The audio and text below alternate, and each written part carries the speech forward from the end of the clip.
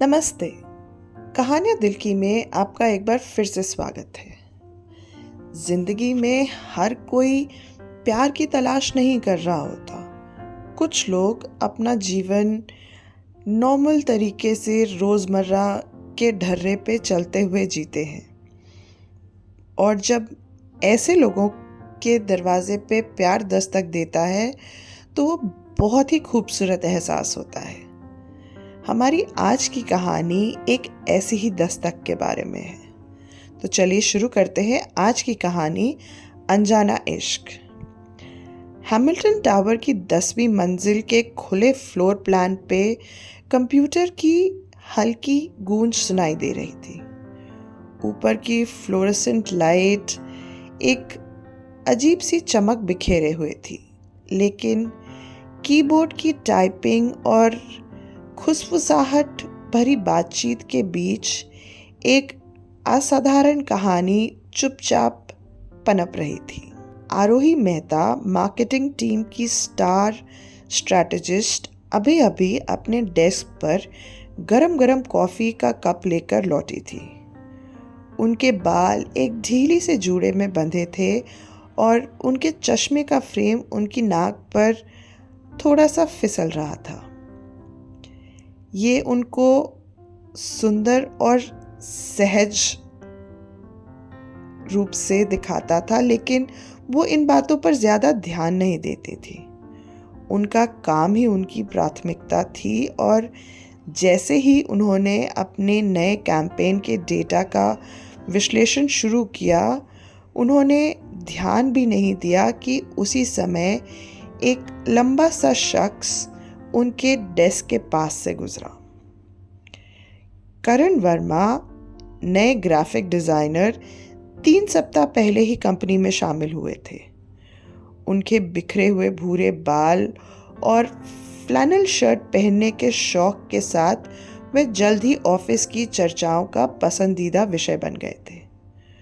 उनके डिज़ाइन शानदार थे, उनकी हाजिर जवाबी बहुत ही आकर्षक, और उनकी मुस्कान, उसका तो आरोही ने खुद को इसे बार बार देखते हुए पाया, और इस आकर्षण को वो खुद भी नहीं मानना चाहती थी।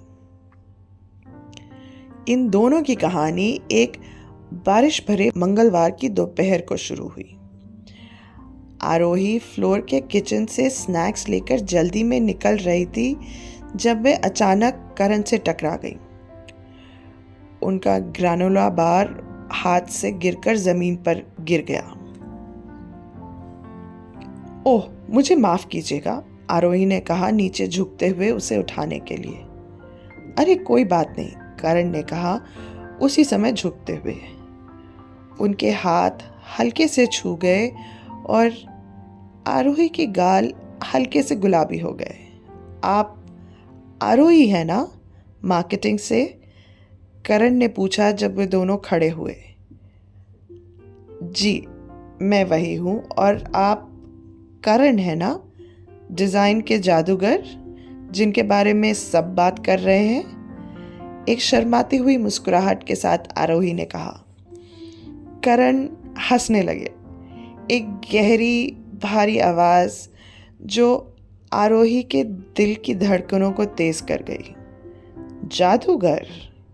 ये पहली बार सुना है, लेकिन मैं इसे अपनाने को तैयार हूँ। उस पल से कुछ तो शुरू हो गया था। वे एक दूसरे से बार बार टकराने लगे, चाहे वो मीटिंग्स हो, कॉफ़ी ब्रेक के दौरान या लिफ्ट में।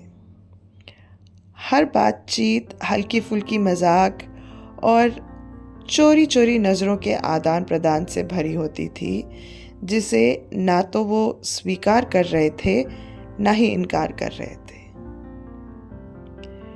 इंटरेस्टिंग मोड़ तब आया जब उनके बॉस ने उन्हें कंपनी के सबसे बड़े प्रोजेक्ट, एक रीब्रांडिंग कैंपेन पर साथ में काम करने के लिए नियुक्त किया। ये कैंपेन उनकी छवि को फिर से परिभाषित करने वाला था। आरोही उत्साहित थी, लेकिन थोड़ी नर्वस भी थी। करण के साथ इतने करीब से काम करने का मतलब था लंबे घंटों तक उनका साथ, अनगिनत विचार मंथन सत्र, क्या वो अपना अट्रैक्शन छुपाकर सहकर्मी की तरह काम कर पाएंगी? जैसे जैसे हफ्ते बीतते गए, उन्होंने एक लय पकड़ ली थी। आरोही की तेज विश्लेषण करने का, सोचने का तरीका और करण की रचनात्मक प्रतिभा के साथ एक अच्छा सा तालमेल बैठ गया था। वो घंटों विचारों पर चर्चा करते, कॉन्सेप्ट्स तैयार करते और प्रेजेंटेशन को परिपूर्ण कर रहे थे। ऑफिस में देर रात तक काम करना उनकी आदत बन गई थी और हर बीतते दिन के साथ उनका बंधन कुछ गहरा होता जा रहा था। एक शाम जब वे अपने अंतिम प्रस्ताव की समीक्षा कर रहे थे, करण अपनी कुर्सी पर पीछे झुक गए और आरोही को देखते हुए बोले, आप जानती हैं आरोही, आप वाकई कमाल की हैं। मुझे नहीं लगता कि मैंने कभी किसी ऐसे के साथ काम किया है जो इतना फोकस्ड हो। आरोही ने लैपटॉप से नज़रें उठाई, थोड़ा आश्चर्यचकित होके। ओ धन्यवाद, वैसे आप भी कमाल हैं मिस्टर जादूगर। करण हंसने लगे। आपको वो अभी भी याद है? अब मुझे लगता है मुझे ये टाइटल सही ठहराने की कोशिश करनी ही पड़ेगी। एक छोटी सी चुप्पी के बाद करण ने फिर से धीरे से कहा, मुझे खुशी है कि हम इस पर साथ में काम कर रहे हैं। आरोही का दिल तेज धड़कने लगा ये सुनकर और हल्की सी मुस्कुराहट के साथ उन्होंने जवाब दिया, मुझे भी। एक शुक्रवार की रात जब उन्होंने एक और लंबे दिन का काम ख़त्म किया तो करण ने डिनर का सुझाव दिया। हमें ना एक ब्रेक लेने की ज़रूरत है। यहाँ से थोड़ा आगे एक अच्छा सा इटालियन रेस्टोरेंट है, क्या ख्याल है? आरोही ने एक पल के लिए सोचा, फिर हामी में सर हिलाते हुए बोला, क्यों नहीं, चलिए। स्पेगेटी कार्बोनारा और रेड वाइन के गिलास के साथ उनकी बातचीत एकदम सहजता से बहने लगी। उन्होंने हर विषय पर बात की, पसंदीदा किताबें, बचपन की यादें, भविष्य के सपने।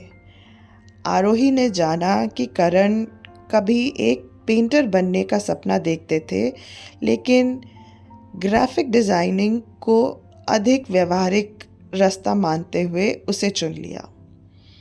करण ने जाना कि आरोही छुप छुप के कविताएं लिखती हैं, हालांकि उन्होंने कभी इसे किसी के साथ साझा नहीं किया।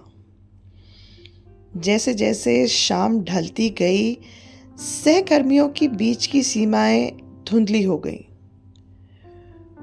वे हंस रहे थे, एक दूसरे को चिढ़ा रहे थे और कहानियां ऐसे साझा कर रहे थे जैसे वो एक दूसरे को हमेशा से जानते हो। जब आखिरकार वो रेस्टोरेंट से निकलकर बाहर आए तो करण ने रुककर कहा, मुझे आज की शाम अच्छी लगी, हमें ये फिर से करना चाहिए। आरोही मुस्कुरा दी, मुझे भी अच्छा लगा। रीब्रांडिंग कैंपेन सफलतापूर्वक लॉन्च हो गया और क्लाइंट्स ही नहीं बल्कि उनके बॉसेस से भी उनको प्रशंसा मिली। इस सेलिब्रेशन के बीच आरोही और करण ने खुद को अकेले ऑफिस की बालकनी पर पाया।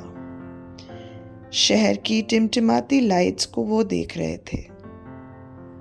हमने आखिर कर दिखाया, आरोही ने कहा, उसके स्वर में गर्व झलक रहा था। हम एक अच्छी टीम है, करण ने जवाब दिया। उसकी नज़रें आरोही पर टिकी हुई थीं। थोड़ी देर रुककर करण ने फिर से कहा, आरोही, क्या मैं एक बात ईमानदारी से कह सकता हूँ? उनकी बात सुनकर आरोही उनकी तरफ मुड़ी और बोली, बिल्कुल। करण ने एक गहरी सांस ली और कहा, मुझे पता है कि हम सहकर्मी हैं और शायद ये कहने का सबसे अच्छा समय या स्थान नहीं है, लेकिन ये मैं अब अपने तक और नहीं रख सकता। मुझे आप पसंद हैं और सिर्फ एक सहकर्मी या दोस्त के रूप में नहीं, और मैं ये काफ़ी समय से महसूस कर रहा हूँ। आरोही का दिल एक बार फिर से ज़ोर से धड़कने लगा। उन्हें उम्मीद नहीं थी कि करण ऐसे खुल के कुछ कहेंगे, हालांकि वो उसकी उम्मीद ज़रूर कर रही थी। उन्होंने करण से नज़रें मिलाई और मुस्कुराते हुए कहा, मुझे भी आप पसंद है करण, और काफ़ी समय से। करण के चेहरे पर राहत छा गई। वह आरोही के थोड़ा और करीब आए और बोले, मुझे खुशी है कि इस एहसास में मैं अकेला नहीं हूँ। तारों भरे आसमान के नीचे शहर की हल्की हलचल के संगीत के साथ करण ने आरोही का हाथ पकड़ लिया, और ये उनको दुनिया की सबसे स्वाभाविक चीज़ लग रही थी। उस पल से उनका रिश्ता खिल उठा। उन्होंने ऑफिस के भीतर डेटिंग की जटिलताओं को सावधानीपूर्वक संभाला, ये सुनिश्चित करते हुए कि उनकी निजी जिंदगी ऑफिस के काम में बाधा न डाले। उनके सहकर्मियों ने छोटे छोटे बदलाव नोटिस किए, जैसे दोनों का मुस्कुराना या गुपचुप बात करना, लेकिन किसी ने कुछ कहा नहीं। ये आरोही और करण का छोटा सा राज था जिसे उन्होंने संजो के रखा था। कई महीनों बाद जब वे अपने पसंदीदा इटालियन रेस्टोरेंट में साथ बैठे थे, करण ने आरोही का हाथ पकड़कर कहा, आपके साथ काम करना मेरे जीवन की सबसे अच्छी बात थी, लेकिन आपके साथ होना उससे भी कई गुना बेहतर है। ये सुनकर आरोही की आंखों में खुशी की चमक आ गई और उसने कहा, मुझे भी यही लगता है। उनकी प्रेम कहानी सबसे अनपेक्षित जगहों पर शुरू हुई थी, डेडलाइन और ऑफिस पॉलिटिक्स के बीच में। लेकिन जैसा कि उन्होंने हर दिन एक दूसरे को साबित किया कि प्यार आपको ढूंढ ही लेता है, भले ही आप उसकी तलाश ना कर रहे हो। और जब ये होता है तो हर जोखिम, हर चुनौती और हर पल का सामना करने के लिए एकदम तैयार कर देता है। आशा है आपको हमारी आज की कहानी पसंद आई होगी। धन्यवाद।